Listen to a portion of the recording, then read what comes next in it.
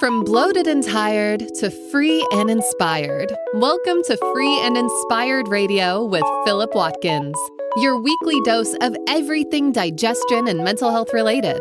We hope you enjoy this episode.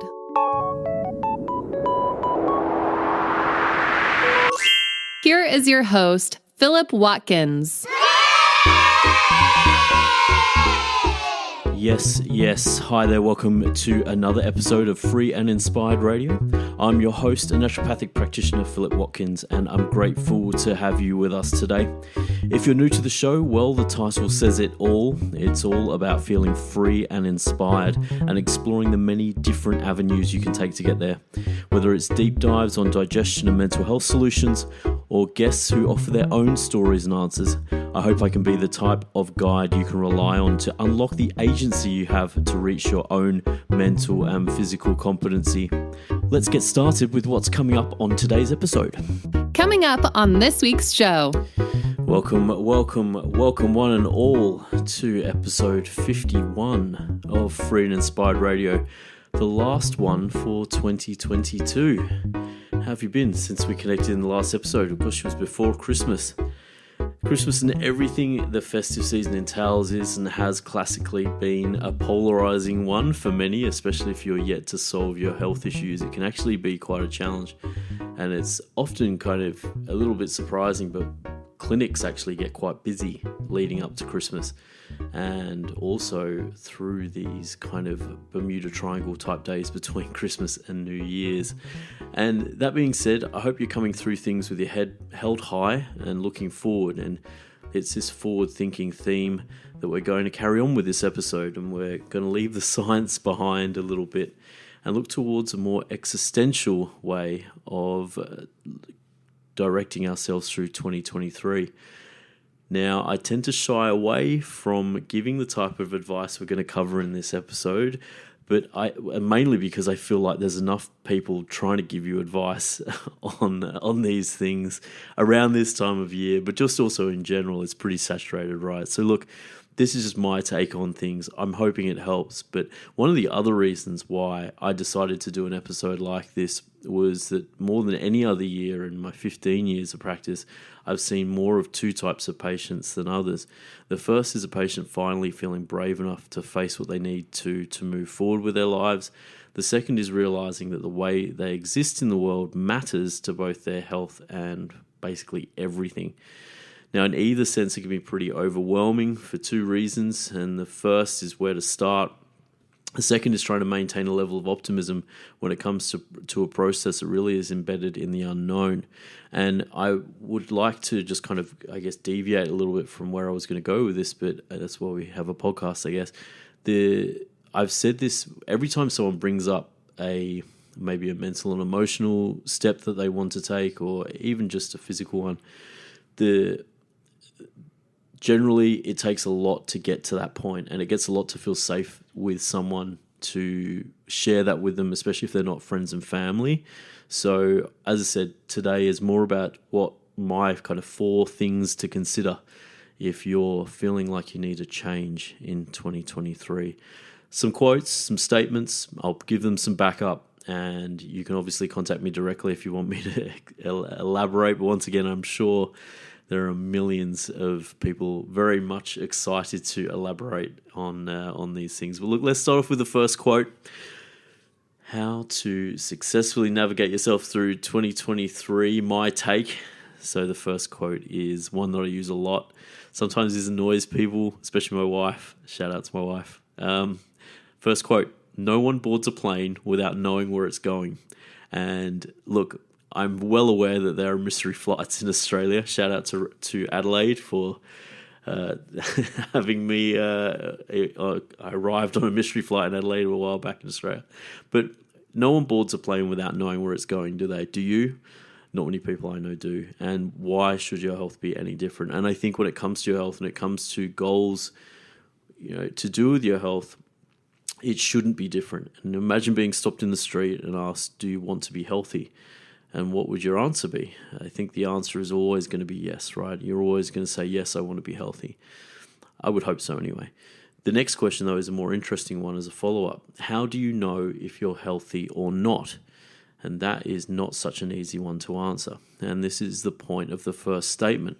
Whilst I've taken mystery flights, as I said, as a novelty, I doubt many of you, my listeners, or people you know, would be willing to board a flight without knowing where they're going. So with that in mind, how do you know if you're healthy? How do you know if you're going in the right direction if you don't have at least some endpoint in mind? Now, an easy way to answer this question is to begin with another question. Now, aside from being dead, how do you want your health to enrich your life? Now, this is getting more specific, right? Would you like to be more productive? If so, you'll know you're healthy when your work is more effortless than it is now, or in a more straightforward terms, your executive function or cognition is more robust. Let's get more specific still. How do you know your cognition or executive function is better? Easy. Imagine your day where you start things and finish them more effectively. Imagine your day when you can say yes to things that reflect your higher self and no to things that don't. Imagine a day where a problem arises and you take on those new variables, stay calm, and do what needs to be done. Okay, that last one isn't always possible in the real world, but I'm sure you get my drift. There is ways to visualize how your health and how being in better health can enrich the quality of your day. And all of these reflect a more effective executive function, or at least the examples we've just used. And your executive function can be significantly improved by eating a higher amount of fruits and vegetables. Now, there's a full episode on executive function if you want to look into that. I cannot remember what episode it is. I'm sorry, I always do that. Please just look through the guide and you'll find that if you want to know more. But this is the kicker, right? Once you get a little more specific, you can have a positive outcome in mind that improves the quality of your day. But more importantly, the road becomes a lot simpler than you think. We basically just did that, right? You can apply this to anything else. Want to lose weight? Why? Maybe you want to have more energy to chase your toddler around. The simple solution to that is eat fewer foods that will sap your nutritional currency and more food that gives you some currency in return. Now, I know your immediate thought is it's not as simple as that, but perhaps you get my point. Now, it's the complexity of maintaining a simple solution that leads to our following statement. The simple things are the hardest to maintain. And it's kind of crazy, isn't it? But it seems to be somewhat in our nature to value the hardcore, bleeding edge, sophisticated option at the expense of the more straightforward or easier one. For example, eating 5 cups of fruits and vegetables a day, which has been proven by science over and over again to just be the gold standard of how to a baseline healthy life. Now, the irony, of course, is that the simpler and easier option is done over a slightly more extended period of time will have considerably compound benefits. Now, I have a patient who comes to mind here who came to me with a request to make improvements to his diet. He was at the same time, I'll say, a little anxious and overworked, as many people are in Hong Kong. Still, to honour his request, we looked at his diet, and at the end of the first session, we agreed to keep it simple, and eating 5 serves of fruits and vegetables might be the best place to start, mainly just so that we could help him connect with how basic dietary changes could influence the quality of his day. Now, we didn't see each other for a while until the day that we did, and my patient said that one of the reasons he didn't come back sooner was he found the added fruits and vegetables have quite a few unexpected benefits to his day, more energy and a handle on his anxiety, which is interesting. I always try to remember this case when I'm looking to be over-sophisticated in helping people. Something as a practitioner I can be guilty of too. You want to try and be sophisticated. You want to try and find as many lock and keys as you can to open up people's health. After all, I'm only human, but it is kind of inescapable to chase those sophisticated, innovative kind of methods, especially if you've been trying to help yourself for a while. If you're a regular listener to the show, you may remember in one of the episodes I mentioned a patient who gave herself an iHerb degree because she felt as if she'd used every single product on iHerb at the supplement site for her digestive issues, none of which had helped. But as I said, it's quite inescapable to want to try something new to try and help yourself, right? Sometimes all this striving can be overwhelming, and keeping it simple is a big deal. But this leads me to the following next statement to help you in 2023, and this is my favorite. You will until you won't.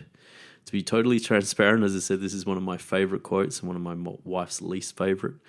In my view, this statement is a perfectly weighted mixture of love and reality. For most, the reality of it can be a little direct, but it's difficult to argue with when it comes to transcending old standards. More importantly, the love is in understanding how free you are just by being here now. And I know for a lot of people that is difficult to run with because it doesn't give you the same modern day, I'm hardcore, doing all this stuff. But I often feel like there's no pressure. And you will until you won't is an easy way to break the pattern of thoughts that go through your mind when your inner critic is kind of judging and persecuting you, when you're not doing or achieving or hitting your goals for the day. You will until you won't, or you won't until you will. And the reason why I say this is because I see so many patients where the urgency to change and the urgency to have a New Year's resolution, for example, can feel very real, but it's an illusion. It's okay just to be who you are now. And I'm telling you, I'm going to repeat that. It's okay to be who you are now, unless, of course, it isn't. And I laugh because this kind of exchange brings me to why this is most likely my wife's least favorite philism. It's interchangeable too. So you will until you won't, or you won't until you will. And this quote has helped and continues to help me with my personal addictive qualities, most notably when I feel like I'm never going to stop wanting to swim in a pool full of donut balls. Especially if one of these pools exists, by the way, don't tell me. But hey, I'm a practitioner, I'm a human too. And these quotes often help me as well. And I'm hoping they're going to help you. All this isn't about giving yourself a free pass to not transcend yourself. And I think that's really important. It's more about not letting your inner voice, as I said, persecute and sentence you in the court of your mind for something taking longer than you expected to. Just because something you want proves to be a little more complex than you envisioned doesn't mean it won't fall in your favor eventually. In other cases, though, maybe the following statement is more appropriate. This is a big one I use in the clinic as well. Have the courage to be brave. Sounds like an oxymoron. Sounds like two of the same thing. But in the definitions that I looked up on the Oxford Dictionary, courage is the ability to do something that frightens you. Being brave suggests you're willing to endure or face something unpleasant without showing fear. So my interpretation of that, the Free and Inspired Radio interpretation on the 31st of December 2022, is that courage helps you start. Bravery enables you to endure. And of course, there are many ways to interpret this, aren't there? Whether you want to be brave or courageous, sometimes moving forward in an area of your life needs a deep breath and a big step. Whether it be booking an appointment with someone to help you with your IBS or making an agreement with yourself to confront how your past influences your behavior in now, basically. And you can do that with a counselor, anyone. It doesn't matter. Sometimes making the decision is a big deal. Now, we can make things, particularly change or taking action, seem ominous with the imaginations we've been given. Sometimes this may even be deciding to change. Still, not making a decision is a decision in itself, right? So in 2023, you may not be actually ready to take any action, and that's okay. You might be at a place where you need the courage to decide that action is necessary to move forward. You may have heard that in addiction work, one of the key steps and one of often the biggest steps, if you've known someone with addiction, is that you need to admit that there's something that needs to change. And that then is a huge step, and you'll be surprised how the world might look after a decision like this. Now, this doesn't have to be addiction. This can be wanting to start to exercise again. This can be getting some help for whatever has been bothering you or you've been tolerating. This can be any type of change or any type of action that you want.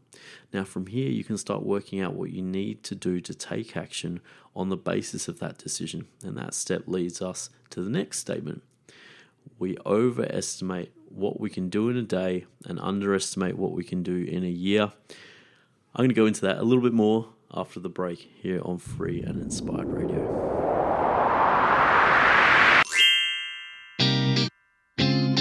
Whew, time to take a break.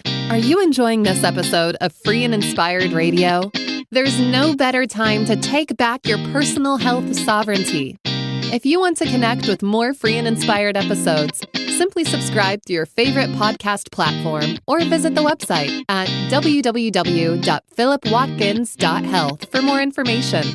Let's get back to the show.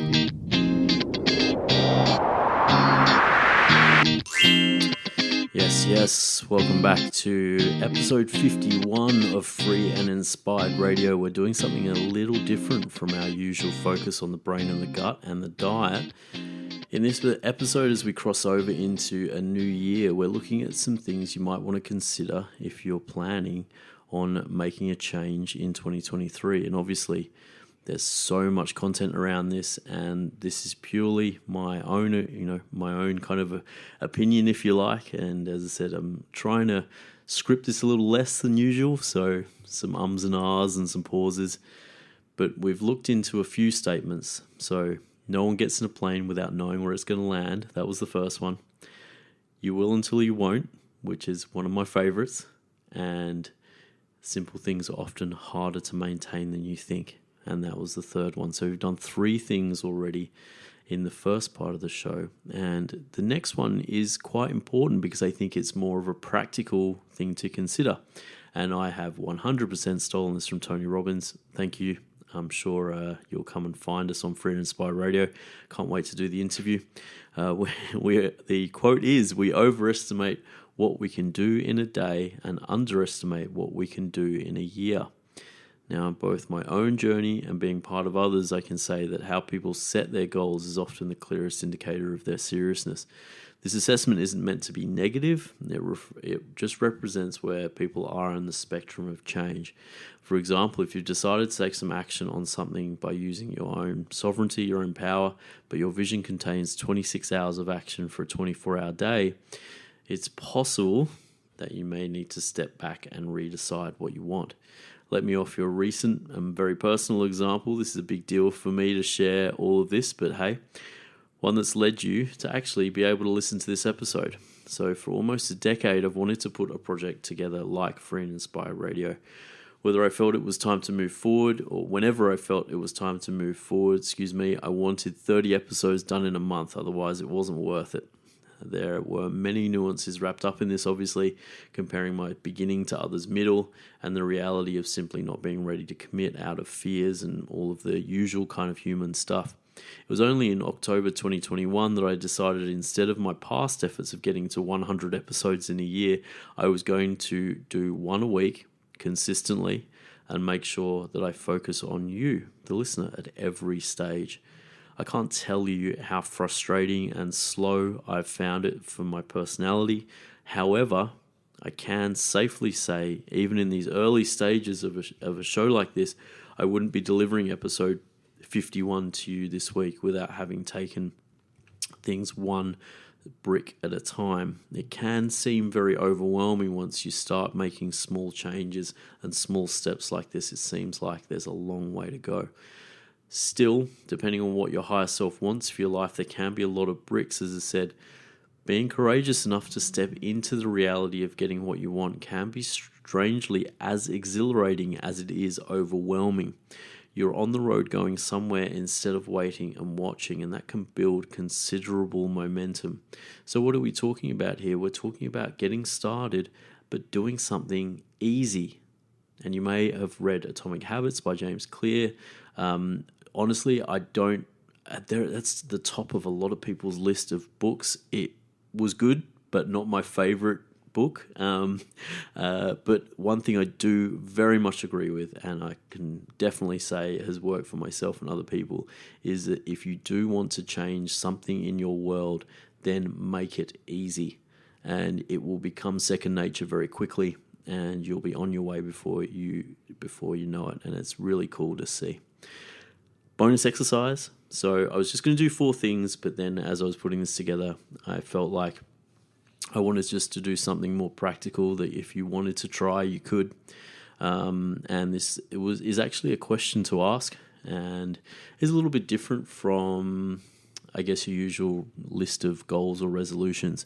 And it's to answer a question as this: how would I act today if I loved myself? How would I act today if I loved myself? Now, we all love something or someone, and we all profess to love ourselves, and what is basically what makes us human. Are there, though, common themes in how we act towards what or who we love? What adjectives would you use to articulate this behavior? Now, would you be more forgiving? Would you share more? Would you be compassionate? Would you perhaps be encouraging? How would you like someone in love with you to treat you if the genie could deliver it? Write as many adjectives as you can down on a piece of paper, put it where you can see it when you wake up, and try to act on one of those ways towards yourself each day. Once again, super simple. Is there a time in your day where you could forgive yourself? Is there a time in your day where you could be more compassionate? On the flip side, is there a time in your day where you could be a little bit more upbeat and encouraging towards yourself? Just one. That's all I'm saying. Maybe tomorrow you can forgive yourself for being something you aren't until you are. Or the voice in your head could be the one that tells you that you've got what it takes to add another brick to the stack today. Perhaps you could simply feel good for making your bed, something you didn't do yesterday. So you've gone from a non-bed maker yesterday to a bed maker today. Look at you, easy peasy. So what do you think? Most people would end an episode like this saying, if you like this type of content from me, then let me know in the comments and we'll do more. However, I'm not going to say that. I find sharing these types of things outside of my clinic room and friends and family to be pretty confronting. I'm going to say I was actually not going to do this. And look, if you feel like it's been valuable for you, I'm super happy, because Free and Inspired Radio is about helping you to get one step closer to a day that isn't filled with you thinking about your digestive and mental health. But I will say, as a bit of a deviation once again, that all of the successful chronic cases that I've almost ever seen have all met their personality at some stage. And when they meet their personality and they realize that the way they interact and perceive the world is greatly either interfering or amplifying, sustaining, exciting their condition, or maybe inhibiting their recovery, for example, going through a process that talks about some of the stuff that we've talked about in this episode is paramount and important and incredibly necessary. So in 2023, we're going to continue back on our journey with digestive and mental health. Definitely more guests coming up in 2023. And we're going to hopefully be able to continue to give the information you can rely on, heavily referenced as usual, and practical where possible. With that said, as we move into the new year, I hope listening to this has still helped you to get one step closer to envisioning what you need to get hold of your personal sovereignty. More importantly, helped you to find yourself in the right place at the right time. You are until you're not. You're not until you are. It's really okay. You don't have to strive unless you do. With that, lots of love. Philip Watkins signing out. We'll see you in 2023.